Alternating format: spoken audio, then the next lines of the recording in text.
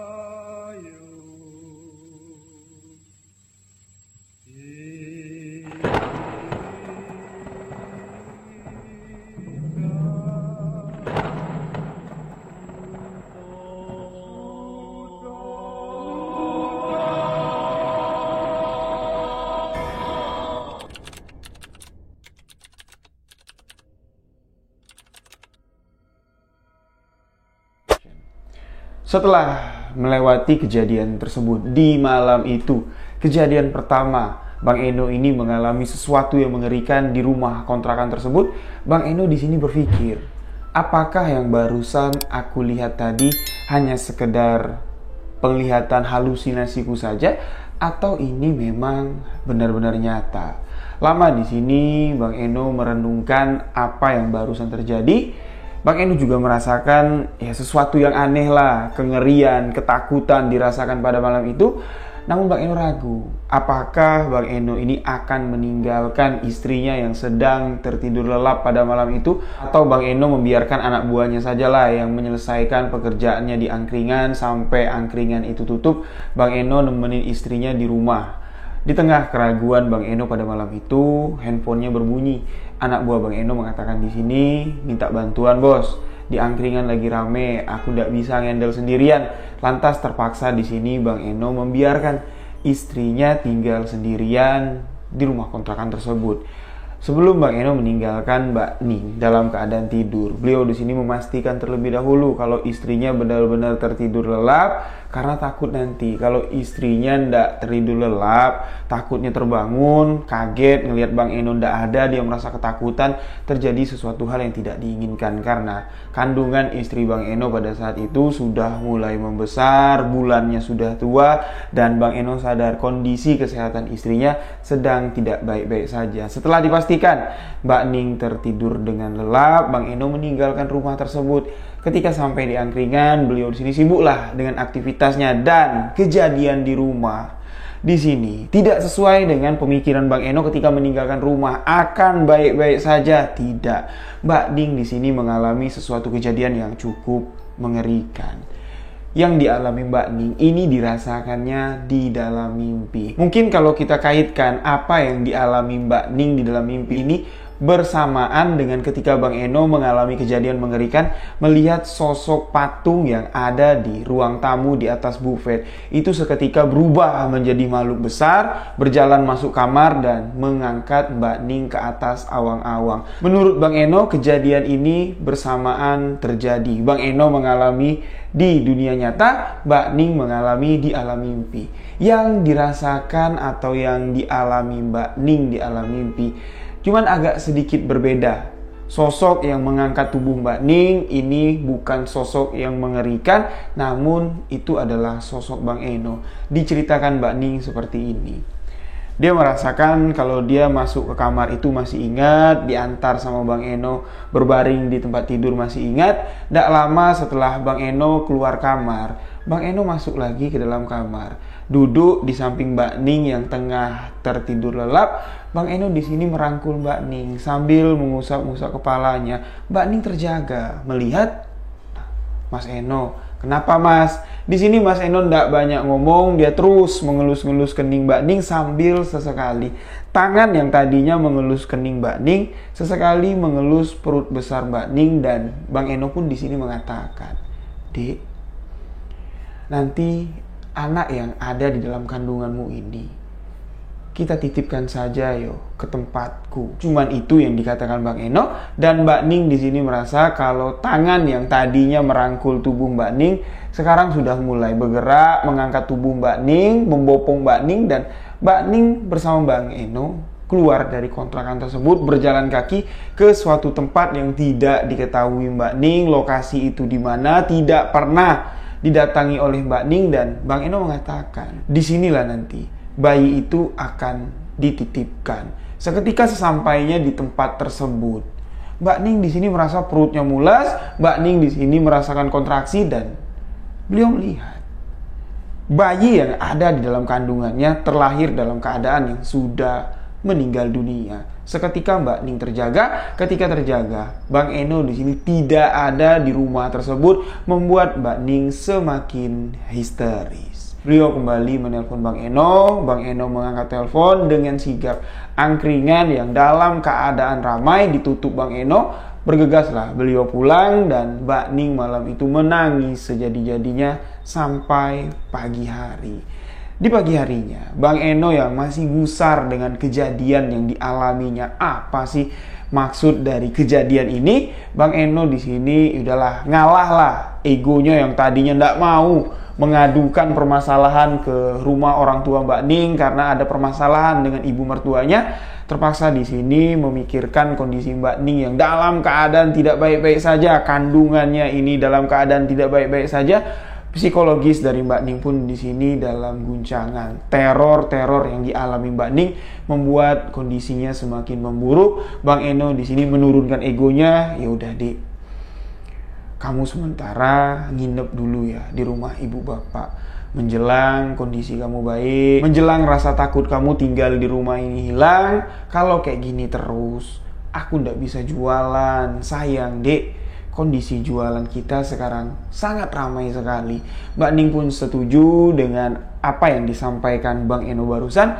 Pagi itu diantarkanlah Mbak Ning tadi ke rumah kedua orang tuanya. Tanpa Bang Eno banyak bicara, setelah diantarkan, pamit pulang sama bapaknya si Mbak Ning, Bang Eno kembali melakukan aktivitas seperti biasa.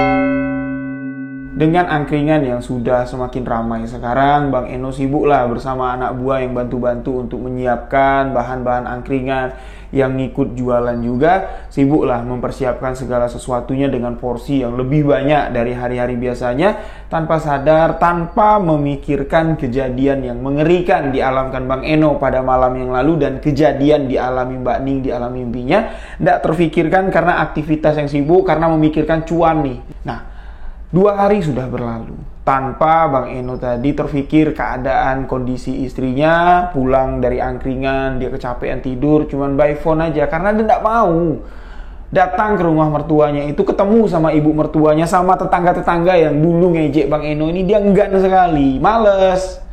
Ya jadi dia telepon aja, "Dek, gimana kabarmu?" "Baik Bang." "Janin yang ada dalam perutmu gimana?" "Insya Allah baik-baik aja Bang." Ya udah, 2 hari berlalu, di hari keempat Bang Eno di sini mendapat kabar kalau janin di dalam kandungan Mbak Ning keguguran.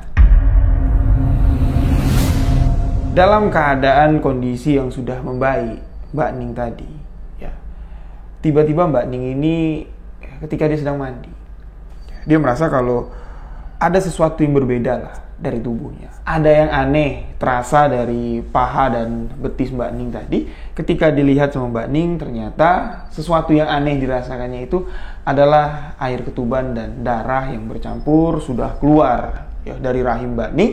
Di sini beliau sangat kaget sekali, teriak minta bantuan kepada ibunya, dan seketika dari cucuran air ketuban yang keluar yang bercampur darah tadi, janin yang ada di dalam kandungan Mbak Ning di sini keluar dengan mudahnya. Beliau tidak merasakan sakit apa-apa. Beliau tidak merasakan ada apa-apa. Tiba-tiba plek keluar, janin itu terjatuh. Ketika dicek sama ibu Mbak Ning, janin yang keluar dari rahim Mbak Ning tadi ini sudah tidak bernyawa lagi. Dipanggillah bidan kampung untuk memeriksa. Ternyata bidan mengatakan janin ini sudah beberapa hari yang lalu meninggal. Aneh memang. Kok bisa janin yang ada di dalam kandungan Mbak Ning dinyatakan sudah beberapa hari yang lalu meninggal, dan aneh pula di sini, janin itu bisa keluar dengan mudahnya. Padahal ya, ketika saya membaca cerita ini, saya mencari tahu juga gimana sih kalau wanita keguguran itu gimana kendalanya, apa yang dirasakan. Di dalam artikel yang saya baca, kalau janin yang sudah meninggal dunia di dalam kandungan ibunya ini sulit untuk keluar. Ya, walaupun bisa dikeluar, ini dengan bantuan medis atau ini harus dioperasi. Namun di sini yang dialami oleh Mbak Ning berbeda sekali dengan artikel atau pandangan medis yang saya dapat dari bacaan tersebut. Mbak Ning sama sekali tidak merasakan sakit. Janin itu keluar dengan mudahnya. Sesuatu yang aneh memang yang dialami Mbak Ning. Ketika Bang Eno mendengar kalau si cabang bayi yang sudah didamba-dambakan Bang Eno ini sudah meninggal dunia, beliau pun di sini shock. Anaknya sudah meninggal dunia. Ketika Bang Eno sampai di sana, jasad janin yang sudah berwujud ya, sudah hampir sempurna lah, karena usia kandungannya kan sudah 8 bulan masuk, sudah ada bentuk wajahnya, tangan, jari-jarinya ini sudah sempurna, ini sudah dibersihkan, sudah mau dibungkus dengan kain putih. Bang Eno di sini menatap dengan kesedihan yang teramat mendalam. Bapak mertua Bang Eno yang care, yang sayang dengan Bang Eno, di sini menyuruh Bang Eno segera memakamkan janin tersebut. Berbeda dengan ibu mertua Bang Eno yang menghujat Bang Eno pada saat beliau sedang berduka. Ibu mertua Bang Eno di sini mengatakan yang kalimatnya masih diingat Bang Eno sampai hari ini. Tuh kan, kamu tidak bisa menjaga anakku. Yowes, setelah ini berlalu, sampean tinggal sendiri di kontrakan itu. Anakku biar tinggal di sini. Pasti dalam keadaan hamil, anakku sampean suruh kerja berat, makanya sampai keguguran seperti ini. Kalimat itu sangat melekat sekali di hati, di batin Bang Eno. Namun beliau di sini tidak terlalu memikirkan hal tersebut karena kesedihan yang teramat mendalam. Beliau pun di sini memakamkan janin tersebut sesuai dengan permintaan ibu mertua Bang Eno. Mbak Ning di sini tidak diperbolehkan untuk kembali tinggal di rumah kontrakan bersama Bang Eno. Beliau pun di sini tinggallah sendirian di rumah kontrakan tersebut dalam kurun waktu yang cukup lama. Setelah 2 hari kejadian itu terjadi, Bang Eno tadi tidak buka angkringan karena beliau tidak semangat lagi. Ya istilahnya apa yang diharapkan anak itu lahir dengan sehat, uang yang dihasilkan dari angkringan ini tadi untuk membahagiakan anak, ya, membesarkan anak, membahagiakan istri, membuat keluarga bangga, ini udah tidak ada lagi lah terbesit di pikiran Bang Eno. Sekitar 2 hari setelah kejadian itu berlalu, Bang Eno tadi murung di rumah aja. Sampai-sampai bapak mertua dari Bang Eno yang care, yang sayang dengan Bang Eno datang ke rumah kontrakan tersebut untuk pertama kalinya. Reaksi bapak mertua Bang Eno ketika masuk rumah tersebut sangat terkejut sekali. Pertama, terkejut melihat kondisi Bang Eno yang udah berantakan, dan kedua, terkejut melihat patung yang ada di ruang tamu, patung yang ada di atas buffet. Menurut penuturan bapak mertua Bang Eno, dia terkejut melihat patung tersebut karena ketika dia melewati buffet tersebut untuk masuk ke dalam kamar Bang Eno atau ke ruang belakang dari rumah tersebut, patung itu seakan-akan matanya itu melirik, mengikuti langkah bapak mertua Bang Eno. Bang Eno di sini mengatakan kepada bapak mertuanya, patung itu memang sudah ada di sana, Pak. Patung itu disebut oleh yang punya kontrakan ini bisa mendatangkan rezeki. Dan apa yang dikatakan si pemilik kontrakan, kalau patung itu bisa mendatangkan rezeki, ya memang aku rasakan di sini. Awal-awal aku menempati rumah ini, rezeki itu susah sekali, Pak. Angkringanku tidak laku, tapi ketika patung itu aku taruh di luar, aku kasih kembang-kembangan, aku kasih wangi-wangian, patung itu memang betul bisa mendatangkan rezeki. Itu yang membuat bapak Bang Eno tambah shock lagi mendengar keimanan, keyakinan dari anak mantunya di sini sudah mulai goyah.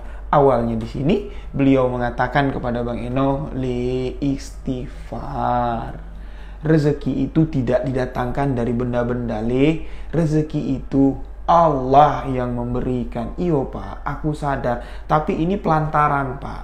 Pelantaran dari Gusti Allah memberikan rezeki kepada aku." Bapak mertua Bang Eno di sini menyuruh Bang Eno untuk mandi. "Yuk, kita ke masjid. Sama-sama kita jamaah di masjid. Kayak gini terus kamu, Nak. Kamu bisa stres." Namun di sini Bang Eno menolak. Terus dipaksa terus sampai Bang Eno ini mau. Akhirnya di sini Bang Eno pergilah ke masjid bersama bapak mertuanya untuk menunaikan ibadah sholat zuhur berjamaah. Setelah pulang ke rumah, bapaknya Bang Eno di sini dengan lembut mengatakan, "Le, patung itu yo bisa kamu singkirin, ndak enak bapak ngelihatnya."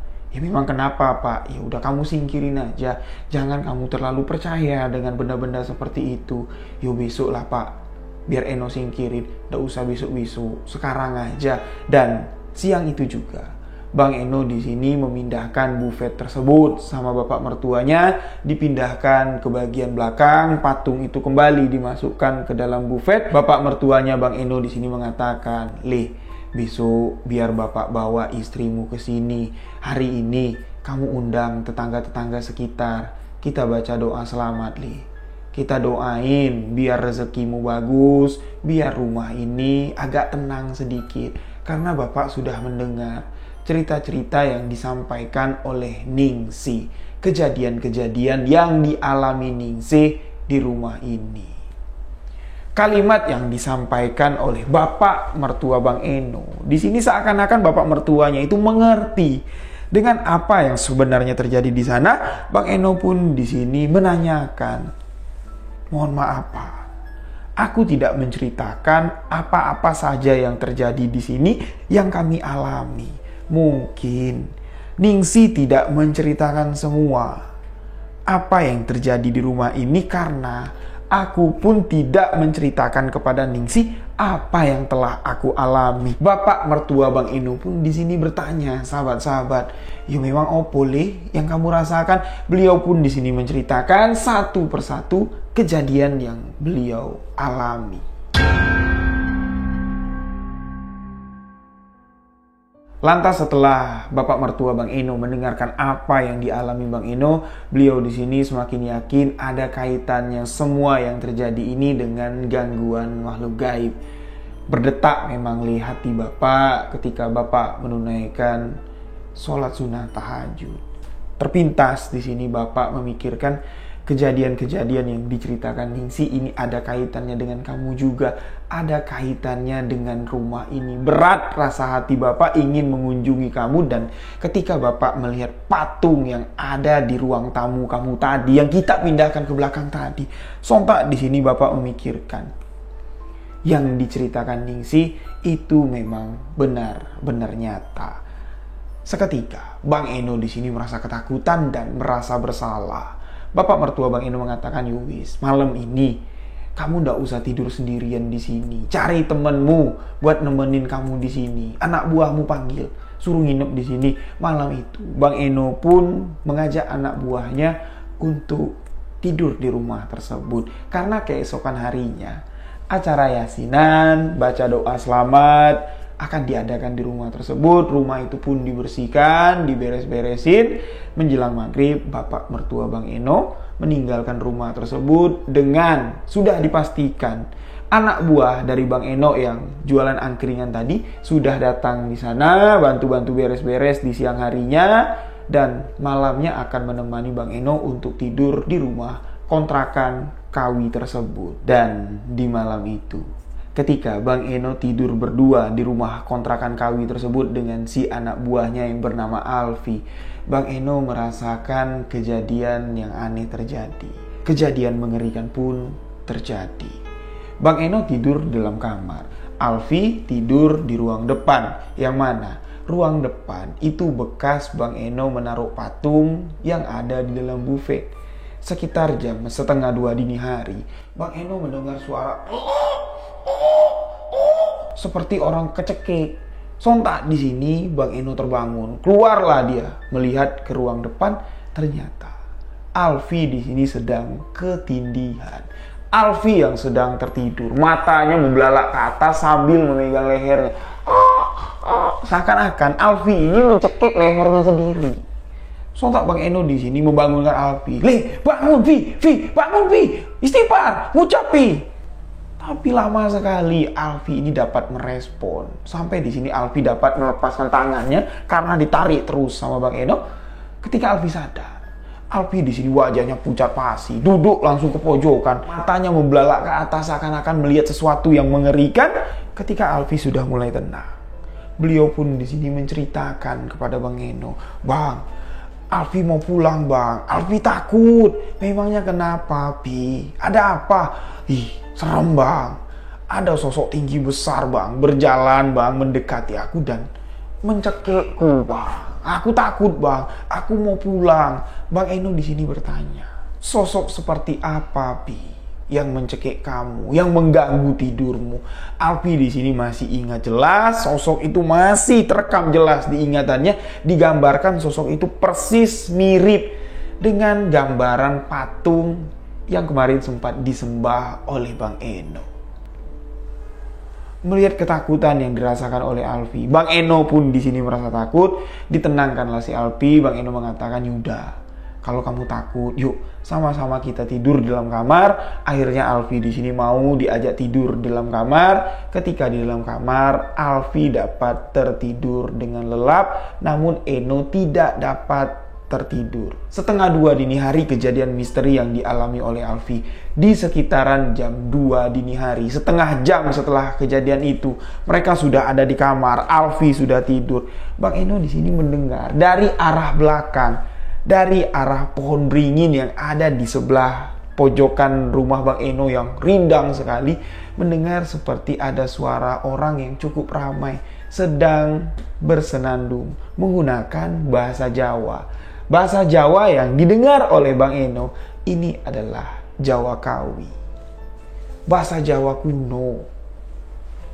Bang Eno mendengar, loh kok ini kayak senandung puja-puja. Sontak Bang Eno di sini merinding. Bang Eno di sini ragu untuk memastikan bener ndak suara itu dari belakang.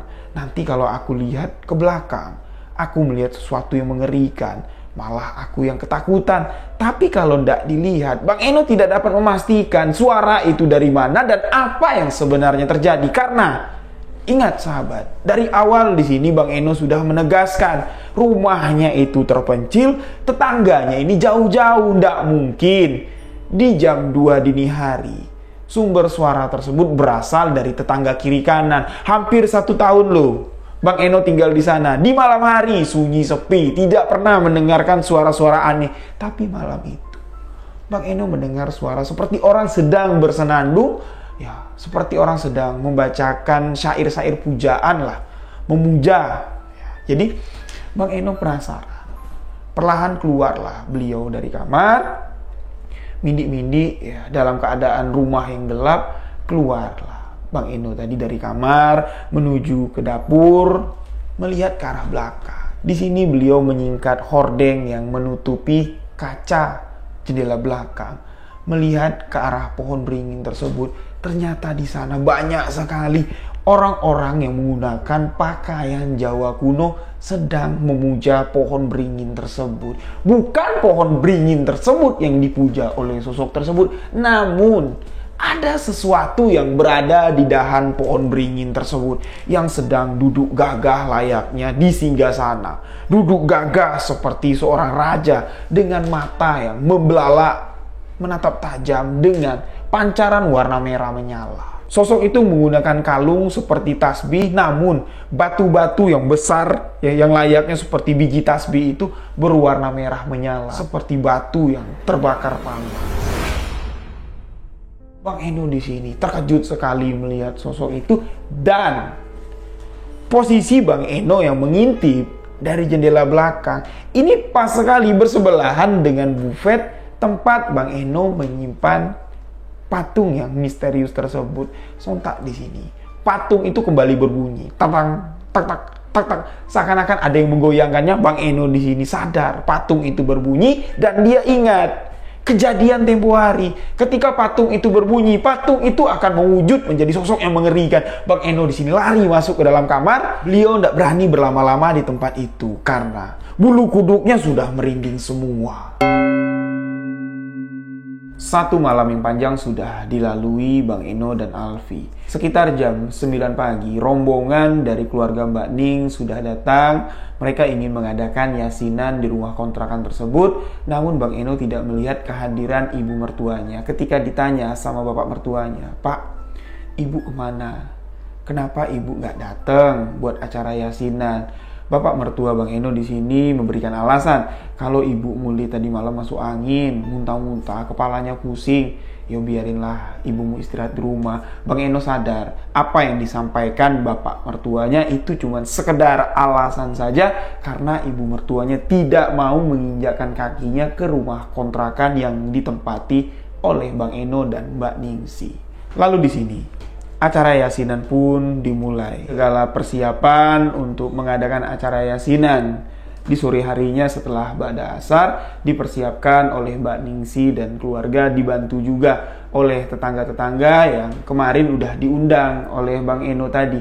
Ibu-ibu yang ada di sekitaran diundang, bapak-bapaknya nanti diundang setelah sholat asar. Yasinannya sore. Nah, datanglah mereka setelah sholat asar. Ustadz yang memimpin acara yasinan ini ada 2. Ustadz yang pertama dibawa oleh keluarganya Mbak Ningsi dari tempat mereka tinggal. Ustadz satunya lagi, ustadz yang diundang Bang Eno yang ada di sekitaran rumah kontrakan atau ustadz yang ada di kampung tersebut. Mereka di sini memulai membacakan Ummul Quran, membacakan doa selamat ketika ustadz yang dibawa oleh keluarganya si Mbak Ningsi tadi memulai membacakan ayat-ayat khusus seperti ayat-ayat ruqyah lah yang dikatakan Bang Eno di sini ditujukan untuk rumah ruqyah rumah lah kita katakan di sini. Ketika ayat-ayat itu dibacakan, sontak di sini perasaan Mbak Ning ini berbeda. Beliau mengadukan kepada Bang Eno, "Mas, kok penglihatanku kunang-kunang ya?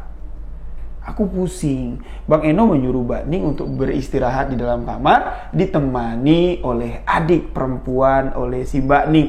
Tidak lama Mbak Ning beristirahat di dalam kamar, Mbak Ning kesurupan. Suara menggeram terdengar dari dalam kamar. Namun di sini Pak Ustadz yang memimpin pembacaan ruqyah rumah tadi memberikan isyarat kepada seluruh orang yang ada di ruangan tersebut yang turut serta mengikuti bacaan yang dibacakan oleh si Pak Ustadz, tenang. Sambil terus membacakan ayat-ayat ruqyah tersebut, tangannya memberi isyarat tenang. Ya, beliau di sini berjalan mendekati ke arah kamar tapi tidak masuk ke kamar. Terus dari dalam kamar itu suara mengeracau, suara menggeram mengatakan, "Onopo iki?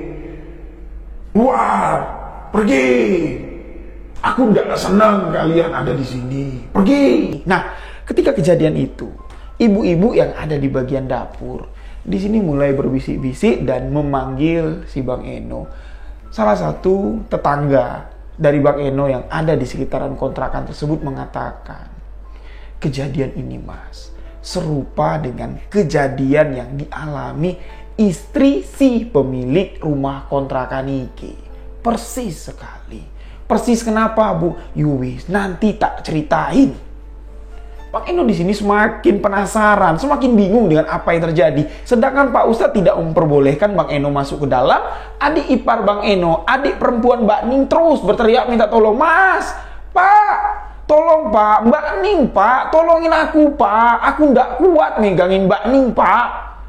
Mereka tidak diperbolehkan untuk masuk sampai sosok yang menggeram, sosok yang marah tadi keluar dari tubuh Mbak Ningsih. Barulah Pak Ustadz di sini menghentikan bacaan ayat ruqyahnya. Bang Eno di sini dipersilakan untuk masuk. "Lihatin istrimu, bawain air putih." Nah, setelah Mbak Ning ini sudah sedikit agak tenangan, nafasnya sudah bisa terkontrol, Pak Ustadz menyuruh, "Le, bawa istrimu keluar. Ada yang mau aku tanyakan." Dibawalah keluar. Di hadapan orang ramai di sini, Mbak Ning ditanya, "Duh, onopo? Bukannya orang tenang yo kalau didengerin ayat-ayat seperti yang tak bacain tadi, tapi sampean kenapa? Kok memberontak? Kok marah? Mengusir kami yang ada di sini?" Mbak Ningsih jujur mengatakan di sini di luar kontrol dari kesadaran Mbak Ningsih. Dia cuma ingat ketika diantar sama adiknya masuk ke dalam kamar, setelah dia tiduran atau berbaring di atas tempat tidurnya, Mbak Ning sudah tidak ingat apa-apa lagi. Pertanyaan dari Pak Ustadz tadi cuma sekedar ingin memastikan, apakah yang dialami Mbak Ning ini masih di dalam kesadarannya, atau memang benar sudah lost control. Ternyata Mbak Ning sudah lost control, bisa dipastikan 100% tubuh Mbak Ning dikuasai oleh sosok makhluk gaib. Barulah di sini ya Pak Ustadz menuturkan apa yang terjadi sesuai dengan apa yang dirasakan oleh bapak mertua dari Bang Eno. Setelah dijelaskan kalau di rumah ini ada sosok yang menempatinya, sosok itu haus akan darah janin, haus akan nyawa anak manusia. Pak Ustadz di sini menyarankan, yo daripada berkelanjutan, lebih baik kalian tinggalkan tempat ini. Yo mudah-mudahan Allah Subhanahu wa taala memberikan perlindungan untuk kalian. Sesuai dengan pepatah kami orang Jambi, gaib itu jangan ditentang, gaib itu jangan dilawan. Yo kalau tidak bisa dikontrol, untuk apa kita memaksakan? Allah Subhanahu wa taala akan tetap melindungi kita. Tapi kalau Allah di sini sudah memberikan isyarat, memberikan petunjuk keluar dari rumah tersebut, untuk apa kalian tetap di sana? Kalau kita masih memaksakan, gaib tidak dapat ditentang. Sesuatu yang buruk akan menimpa kita. Karena di luar sana masih banyak tempat-tempat yang baik, tanah-tanah yang bagus untuk ditempati menjadi tempat tinggal. Bukannya kita harus mengalah dengan sosok gaib yang jahat, namun tidak ada yang lebih perkasa, tidak ada yang lebih maha kuasa, tidak ada yang lebih kuat selain Allah Subhanahu wa Ta'ala. Kalau kita merasa hebat, merasa kuat, dapat menaklukkan sosok makhluk gaib, kita sudah sombong. Yang sejati, yang kuat di dunia ini hanyalah yang satu. Itulah pepatah atau pegangan yang disampaikan oleh nenek moyang kami, gaib itu jangan ditentang. Lantas, setelah mendengarkan apa yang dikatakan Pak Ustadz, barulah ibu-ibu yang memanggil Bang Eno di sini ingin menyampaikan apa yang diketahuinya, karena beliau mengaku beliau ini adalah tetangga yang paling tua lah yang ada di sekitaran rumah tersebut, sedangkan yang lain-lain ini baru sekitar 5-6 tahun lah menempati rumah ini, sedangkan rumah ini kosong sudah hampir belasan tahun. Kejadian ini hampir serupa dialami oleh istri si bapak pemilik rumah kontrakan. Diceritakan seperti ini. Bapak sepemilik kontrakan ini awalnya hanya menumpang sebidang tanah yang dijadikan rumah, menumpang kepada si tuan tanah, bangunlah pondok kecil. Namun tidak tahu kenapa, di tengah kehidupan perekonomian yang sulit, rezeki yang bapak yang punya kontrakan yang tadinya cuma numpang bikin rumah kecil di sana, rumah papan kecil di tanah itu, rezekinya bagus sekali, sampai-sampai sebidang tanah yang luas, yang strategis, yang bagus, yang datar, ini dapat dibelinya dari si pemilik pertama, dibangunlah rumah ini. Namun di balik kehidupannya yang mewah, berkecukupan, ini tidak sesuai dengan apa yang kita lihat dari luar rumah. Isi dalam rumah, kehidupan rumah tangga mereka di sini carut marut, kalau kami orang Jambi bilang, berantakan, karena keluarga tersebut setiap istrinya mengandung pasti akan keguguran. Menurut pengakuan dari tetangga yang tahu sejarah ini dari awal, 2 kali istrinya keguguran pas di dalam kamar mandi, sesuai dengan penglihatan dari Mbak Ning ketika dia melihat ada 2 janin di dalam bak mandi. Dan kejadian pada hari ini serupa dengan kejadian yang sudah beberapa kali saya alami di rumah ini ketika si pemilik rumah mendapatkan giliran untuk mengadakan yasinan di kampung ini. Dan ketika yasinan di rumah tersebut, si bapak pemilik rumah tidak dapat menolak. Kejadian serupa terjadi, istrinya kesurupan. Sampai di mana? Sekitar 11 tahun yang lalu lah. Sebelum rumah ini kosong, istri dari si bapak pemilik rumah ini meninggal dengan keadaan yang cukup mengenaskan. Terjatuh di kamar mandi, bagian kepalanya ini pecah, membentur, dan kamar mandi itu dipenuhi dengan darah yang mengalir dari kepala sang istri. Setelah kejadian tersebutlah si bapak yang tinggal sebatang kara dengan kekayaan yang dimilikinya meninggalkan rumah ini.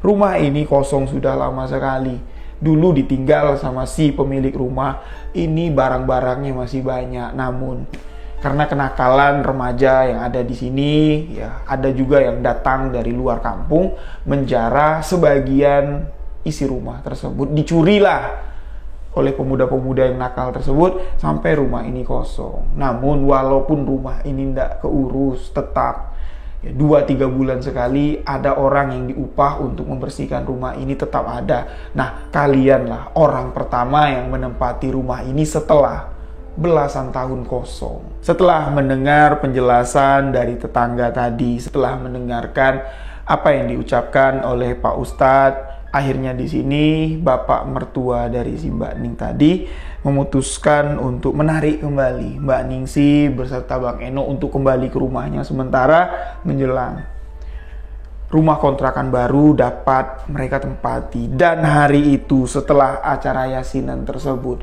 rumah itu kembali kosong. Nah, cerita ini merupakan sebuah kisah nyata yang benar-benar dialami oleh Mbak Ningsi dan Bang Eno tadi. Selepas mereka meninggalkan rumah tersebut, kembali ke rumah bapak mertua, ibu kandung, bapak kandung dari Mbak Ningsi. Hubungan Bang Eno dengan bapak mertuanya ini tetap baik-baik saja, namun hubungan dengan ibu mertuanya ini semakin runyam, dan disinilah Bang Eno memutuskan untuk keluar dari rumah tersebut. Sempat berpisah dari istrinya tadi dengan Mbak Ningsing tadi. Istrinya tadi dengan si Mbak Ningsi berpisah dengan istrinya Mbak Ningsi ini sekitar hampir 1,5 tahun. Bang Eno cari kos-kosan, meneruskan usaha angkringannya walaupun setelah meninggalkan rumah kontrakan tersebut. Usaha angkringannya tidak seramai seperti dulu lagi, namun di sini dia yakin usaha itu masih bisa dapat dijalankan menjelang Bang Eno mencari pekerjaan baru. Hampir 1,5 tahun setelah Bang Eno memperjuangkan usaha angkringannya, beliau di sini dapatlah ngumpulin duit buat sewa rumah kontrakan, dan alhamdulillah setelah Bang Eno mendapatkan rumah kontrakan, motor pun di sini di leasing sudah lunas. Beliau kembali mendapat pekerjaan di perusahaan tetap di bidang sales marketing, namun sudah tidak menjadi sales marketing di perusahaan motor lagi. Namun menarik di sini, di dalam waktu 1,5 tahun ini bukan perjalanan yang mudah, Bang Eno bilang. Ini turun naik sampai Bang Eno ini tadi penasaran. Kalau memang rumah itu bisa mendatangkan rezeki, si bapak ini dikatakan menggunakan pesugihan di mana? Beliau pun sempat mencari tahu, bertanya-tanya dengan orang sekeliling, namun orang sekeliling tidak ada yang mau cerita kecuali si ibu, tetangga lama yang tinggal lama di sana yang mengetahui sejarah ini. Sempatlah si ibu itu mengatakan si bapak itu mengambil pesugihan di Gunung Kawi. Ketika mendengar mengambil ritual pesugihan di Gunung Kawi, Bang Eno mencari pakar spiritual, menanyakan ritual pesugihan di Gunung Kawi, menceritakan kalau dia pernah melihat orang sedang menyembah pohon besar, dan di atas pohon besar tersebut ada sosok makhluk gaib. Makhluk gaib tersebut berasal dari patung. Si pakar spiritual pun di sini menggambarkan hampir sama dengan kisah atau sejarah lah yang ada di Gunung Kawi. Sempat hatinya di sini ingin berniat pergi ke Gunung Kawi, namun mengingat kembali kejadian-kejadian misteri yang dialaminya yang menakutkan, akhirnya di sini Bang Eno mengurungkan niat untuk pergi ke sana dan beristiqomah untuk mencari rezeki yang halal yang diridhoi oleh Allah Subhanahu wa taala. Perjuangan yang berat 1,5 tahun akhirnya membuahkan hasil di jalan yang benar, rezeki yang diridhoi oleh Allah Subhanahu wa taala. Walaupun usaha angkringan sudah tidak dijalankan lagi, sahabat-sahabat, namun dengan pekerjaan sebagai sales marketing di sebuah perusahaan ini dapatlah menghidupi Mbak Ning. Namun setelah bertahun-tahun Bang Eno berusaha lah sambil kerja, sambil berikhtiar melakukan pengobatan alternatif biar istrinya bisa hamil. Sampai sekarang Bang Eno belum mendapatkan momongan lagi. Marilah sama-sama di sini, tidak ada salahnya kita mendoakan keluarga kita, Bang Eno yang ada di Yogyakarta. Semoga Bang Eno dan Mbak Ningsi segera diberikan momongan. Amin amin ya robbal alamin. Nah, sampai di sini kisah dari Bang Eno. Ada nih satu kisah yang baru masuk. Ketika saya menceritakan kisah ini, ada email yang baru masuk, dan saya memilih untuk email yang baru masuk ini akan saya ceritakan setelah video ini tayang. Mohon maaf untuk email-email yang sebelumnya udah masuk, nanti bakal saya ceritakan satu-satu. Menariknya di sini, kisah yang baru masuk ini kembali berasal dari tanah Kalimantan, menceritakan tentang kuyang. Siapa yang setuju untuk saya menceritakan kisah yang dari Kalimantan yang menceritakan tentang kuyang ini? Tulis komentar sebanyak-banyaknya. Demikian sebuah kisah misteri kali ini. Mohon maaf jika ada salah kata, salah ucap dalam penyampaian sebuah kisah misteri yang saya bagikan di video kali ini. Untuk sahabat yang punya cerita, boleh kirim ke alamat email sebuahkisahmisteri@gmail.com. Jangan lupa follow akun Instagram pribadi saya di rio.wijaya91, follow akun TikTok sebuah kisah misteri official, dan jangan lupa sahabat bagikan video sebuah kisah misteri ke akun sosial media sahabat-sahabat semua. Demikian video kali ini, saya Rio Wijaya mengucapkan wabillahi taufik walhidayah. Wassalamualaikum warahmatullahi wabarakatuh. Salam sebuah kisah misteri.